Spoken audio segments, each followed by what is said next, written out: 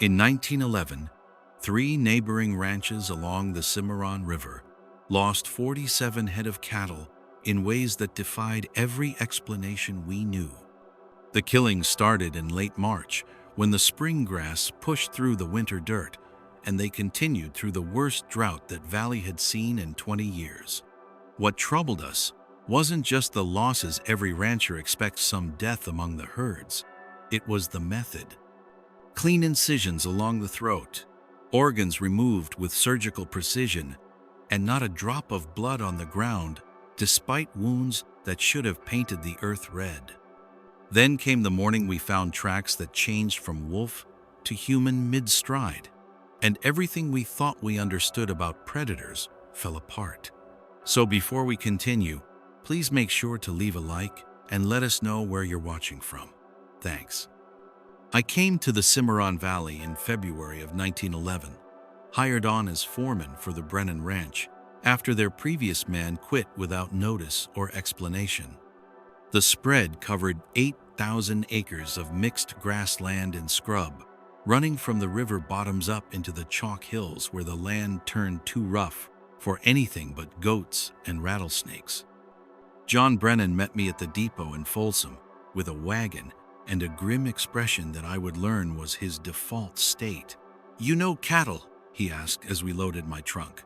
"Raised them in Texas, drove them to Kansas, doctored them through fever and drought." "What about wolves?" "Killed. My share." He nodded and clicked the horses forward. "Good. We've been losing stock. Started 3 weeks back. Whatever's doing, it isn't natural." I thought he meant the killings were especially brutal, which happens when predators get bold or desperate. I wouldn't understand what he really meant until I saw the first carcass myself. The Brennan ranch house sat on a low rise above the river, a 2-story frame building with a wraparound porch and good sightlines in every direction. The bunkhouse, barn, and working corrals spread below it. To the east, the Westwood Ranch began where our fence ended. To the west lay the garrison spread. All three operations ran cattle on the open range, bringing them in only for branding, doctoring, and market. That first evening, I met the other hands. Santos, an old vaquero with silver threading through his black hair. Murphy, young and eager, fresh up from Texas. And Cole, a quiet man with scarred hands who'd been with Brennan the longest. They sat around the bunkhouse table playing cards by lamplight while wind pushed through the gaps in the walls. "Brennan tell you about the dead stock?" Cole asked without looking up from his cards. "Some." "He tell you about the tracks?" "No." Santos laid down his hand and leaned back. "Sometimes they are wolf, sometimes coyote, sometimes..." He paused, choosing his words. "Sometimes they are like a man walking on his toes, but with claws." Murphy snorted. "You're trying to spook the new foreman." "I am telling what I have seen," Santos said quietly. "What we have all seen." Cole nodded. "Found a heifer 2 days ago near Willow Creek.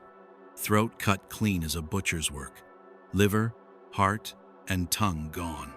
Hide peeled back, like someone took their time. No blood anywhere except what was still in the meat." "Drained and hung?" I asked.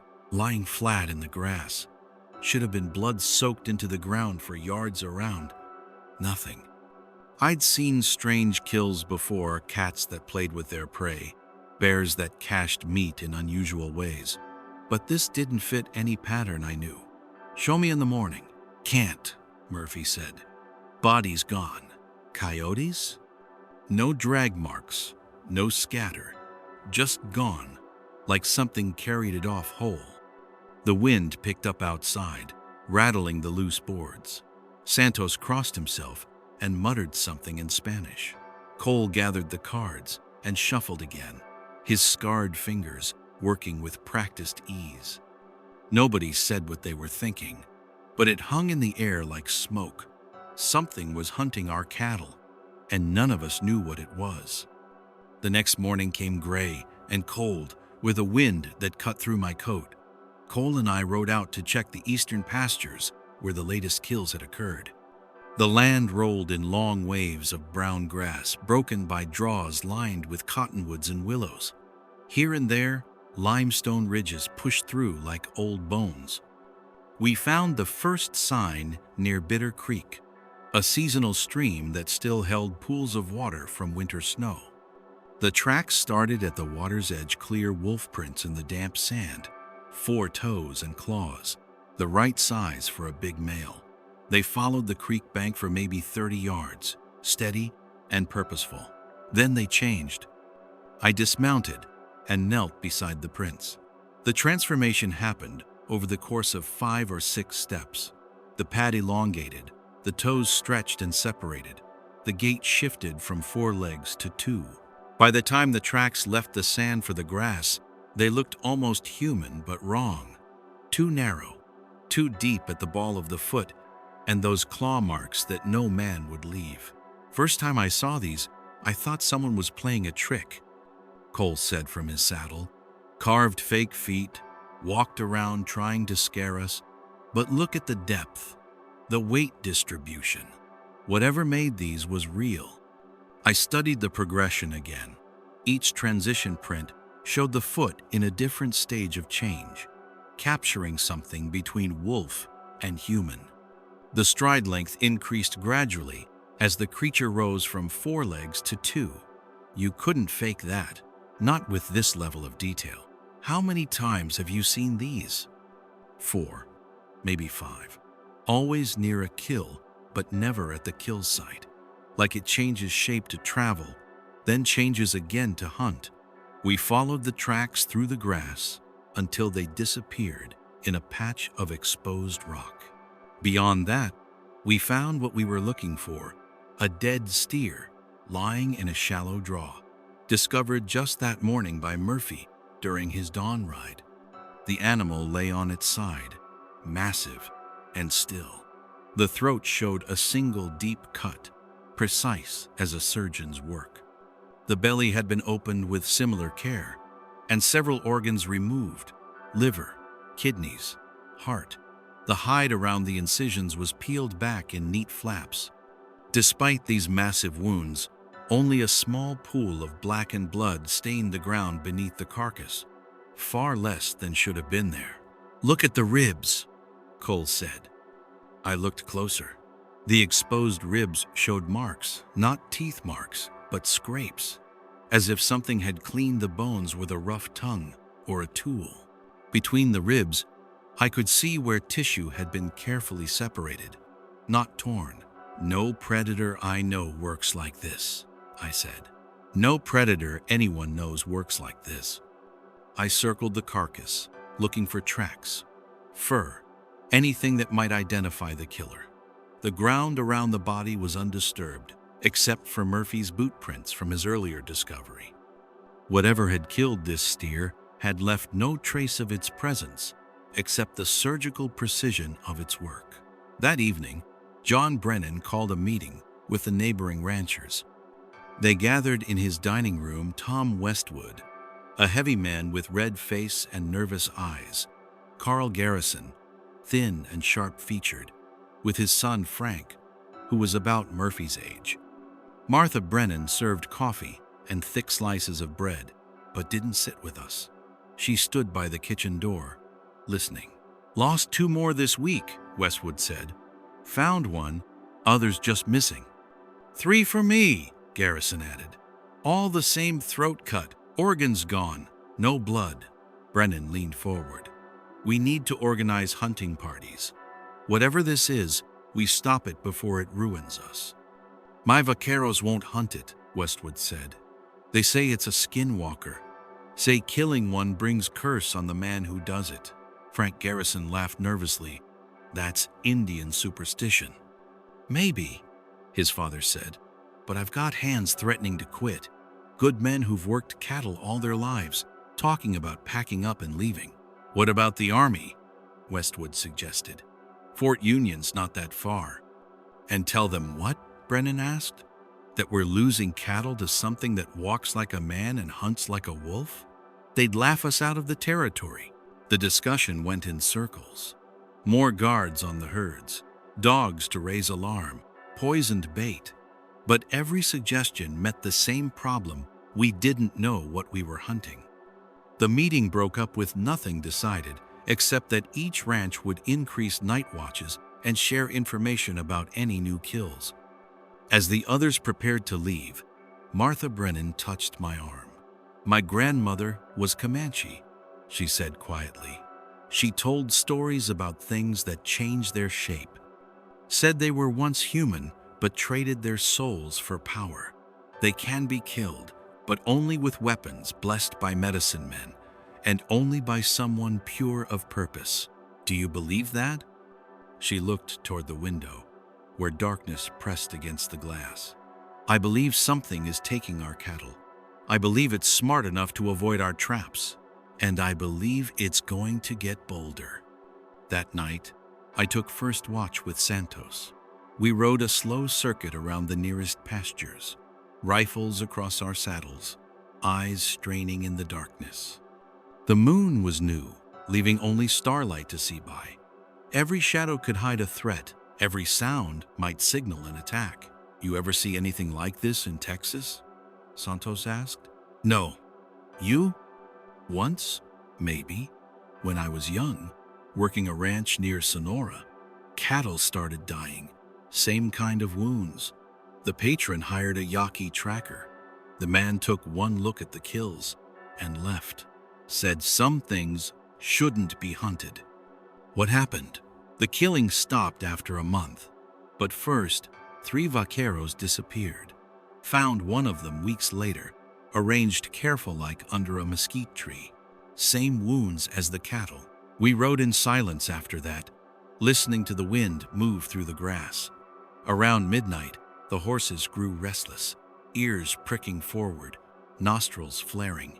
Santos held up a hand, and we stopped. In the distance, maybe 200 yards, something moved through the darkness. It was too large for a coyote, wrong shape for a cow. It flowed over the ground with a strange, liquid grace, sometimes on 4 legs, sometimes rising to 2. Starlight caught its eyes, for a moment yellow, reflective, too high off the ground. Santos raised his rifle, but I touched his arm. Too far in this light. We'd just waste ammunition. The thing stopped, turned toward us. For a long moment, we stared at each other across the darkness. Then it dropped low and vanished into a draw. We waited, weapons ready, but it didn't reappear. "It knows we saw it," Santos whispered. "Yes, it doesn't care." That was what troubled me most. A normal predator would avoid humans, especially armed ones. This thing had looked at us with what felt like calculation, maybe even contempt, before moving off at its own pace. We finished our watch without further incident, but neither of us relaxed. When Murphy and Cole relieved us at 3, we told them about the sighting. They nodded grimly and rode out into the dying darkness. The next morning brought bad news from the Westwood Ranch. A rider came just after sunrise. They'd lost 3 cattle in the night, all in the same pasture, all killed the same way. But this time, there was something different. I rode over with Brennan to see for ourselves. The carcasses lay within 50 yards of each other, arranged in what looked almost like a pattern, a rough triangle. Tom Westwood stood among them, hat in his hands, looking older than his years. "Found them at dawn," he said. "But look at this." He led us to the center of the triangle. There, pressed into the dirt, was a human handprint. But the fingers were too long, the palm too narrow, and at the tip of each finger, deep claw marks penetrated the ground. "It's mocking us," Brennan said quietly. Westwood's foreman, a steady man named Harris, approached, carrying something wrapped in canvas. "Found this hanging from a fence post," he said, unwrapping it carefully. It was a cow's heart, but changed somehow. The surface was covered in careful cuts, symbols, or pictures I couldn't identify. The modifications were precise, deliberate, almost artistic. "Burn it," Westwood ordered. "Wait," I said, studying the marks. "Has anyone seen symbols like these before?" The men shook their heads, but one of Westwood's hands, an older Mexican named Diego, crossed himself and stepped back. "Brujo marks," he muttered. "Witch writing. You can read them?" "No one reads them and stays sane, senor. They are messages, but not for us. We burned the heart as Westwood wanted, but I sketched the symbols in my notebook first. Something about them nagged at me. They looked almost familiar, like a language I'd seen but couldn't place." That afternoon, a stranger rode into the Brennan ranch. He was tall, lean, with skin weathered to leather and eyes the color of pale sage. His clothes were a mix of Mexican and American, well worn but clean. A rifle rode in a decorated scabbard, and something about how he sat his horse said he knew how to use it. "Name's Ward," he said. "Heard you folks were having trouble." Brennan studied him. "What kind of trouble might that be?" "The kind that walks on 2 legs and 4. The kind that takes what it wants and leaves signs to make you afraid." "You've seen this before?" Ward nodded. "Tracked similar through Arizona, New Mexico. Never caught it, but learned its habits." "You planning to hunt it?" "Planning to kill it," Brennan said. "Then you'll need help. These things, and yes, I say things because there's usually more than one. They're smart. Used to be human, some say. They gave up their humanity for power, ability to change shape, to walk in both worlds." "That's superstition," I said.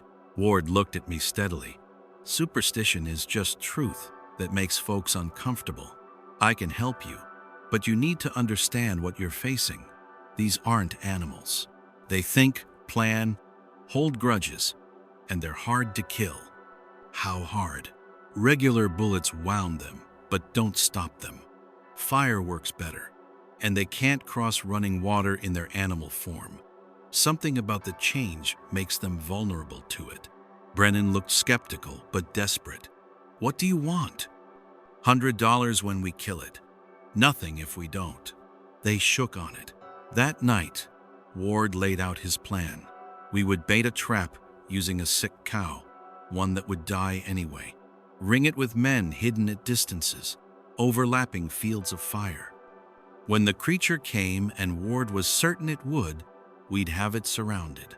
"It'll try to change shape to escape," Ward warned. "That's when it's most vulnerable. For a few seconds during the change, it can't move fast. That's your window." We set up in the north pasture, where several kills had occurred. The sick cow was staked in the center of a flat area with good sight lines. 6 of us took positions, Ward and me to the north, Cole and Santos east, Brennan and Murphy west, Harris and Frank Garrison south. We settled in as darkness fell, rifles loaded, extra ammunition close at hand. The night was still, no wind to mask sounds or carry scent. The sick cow lowed occasionally, a mournful sound that carried across the grassland. Hours passed. My legs cramped from staying still, and the cold seeped through my coat. Beside me, Ward remained motionless, barely visible in the starlight. Around 2 in the morning, the cow suddenly fell silent. It stood rigid, head high, looking toward the river. Ward touched my shoulder. "The slightest pressure, get ready." It came from the river bottom, moving low and fast. In the darkness, it was just a shadow flowing over the ground, but something about its movement was wrong. It covered distance in bounds that were too long, turned at angles that seemed impossible. The cow tried to run, hit the end of its rope, and fell. The creature was on it instantly. I saw the glint of something, claws or a blade, and the cow's throat opened. But instead of feeding, the creature began its careful work, making precise cuts, removing organs with practiced efficiency. Ward whistled, low and sharp. The signal, 6 rifles fired almost simultaneously. The creature jerked, spun, and let out a sound I'll never forget, part scream, part howl, part something else that made my teeth ache. It tried to run, but more shots rang out. I saw it stumble, start to change. The transformation was horrible to watch. Bones shifted under skin, limbs stretched and contracted, fur sprouted and receded. For a moment, it was neither animal nor human, but something caught between, writhing on the ground. "Now!" Ward shouted. "While it's changing!" We converged, firing as we moved. The creature thrashed, that awful sound continuing until Frank Garrison, young and shaking, put a shot through its head. Silence. We approached carefully, rifles ready.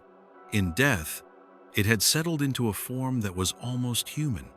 A man, naked, lean, with features that looked Indian but wrong somehow. The proportions were off, limbs too long, fingers that ended in black claws, coarse hair covered parts of the body.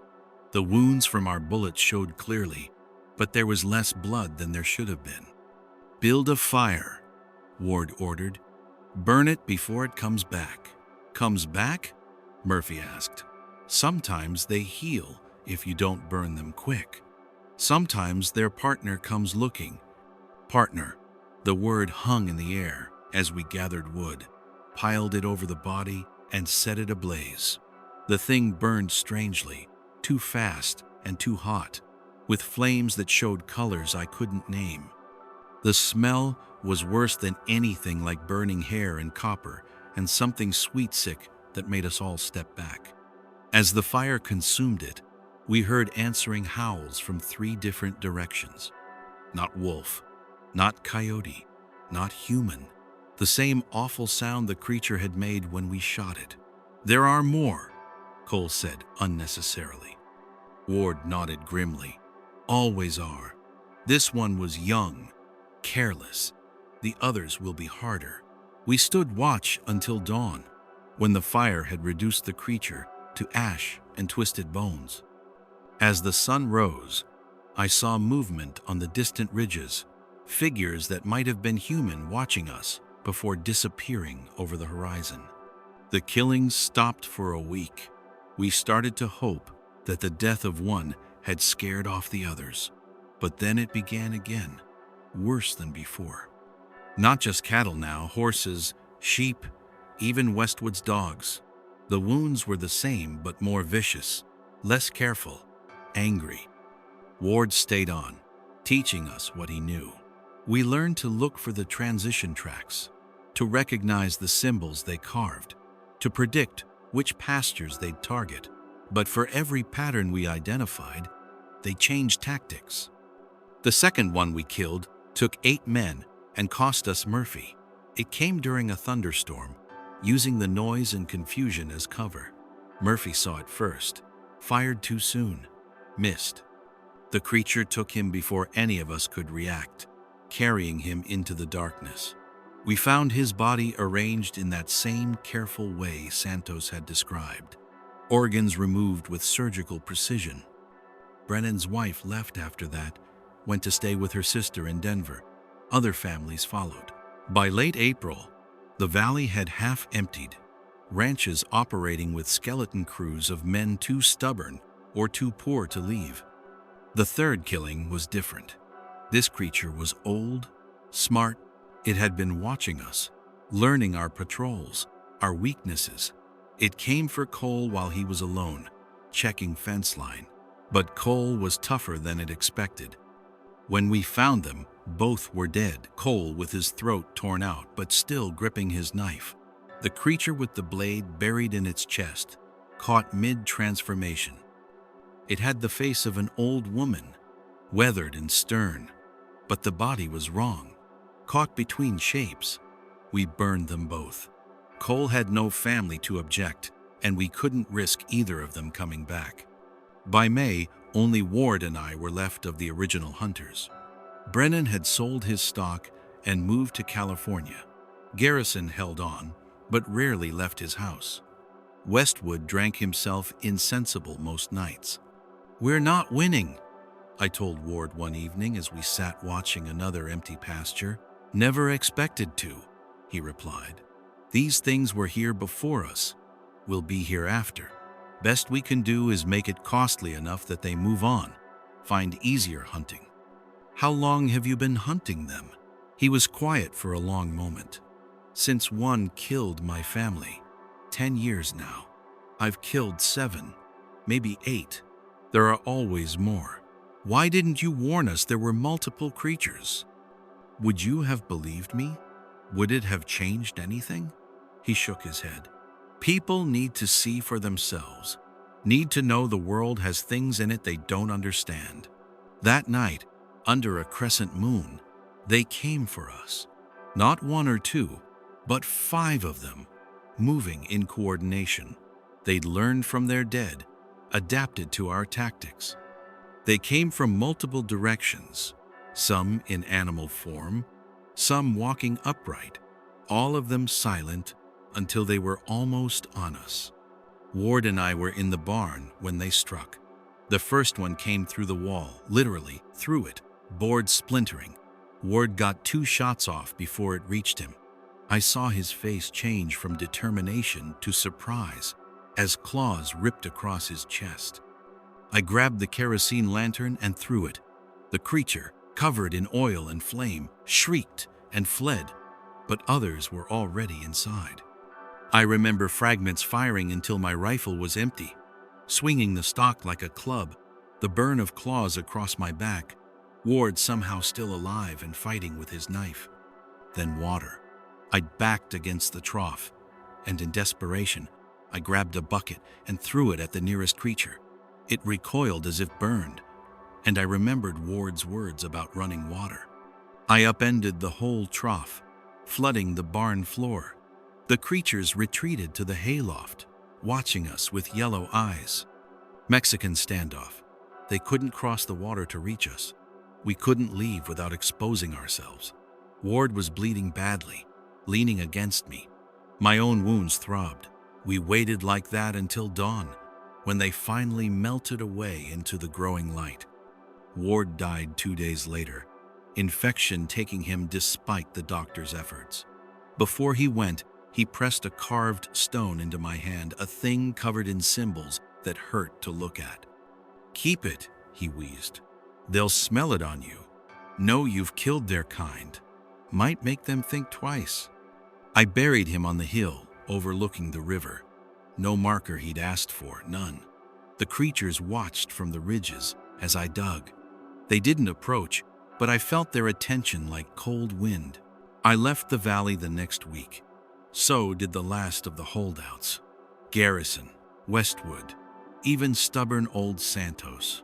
The land went back to the wild, the buildings standing empty, slowly collapsing under weather and time.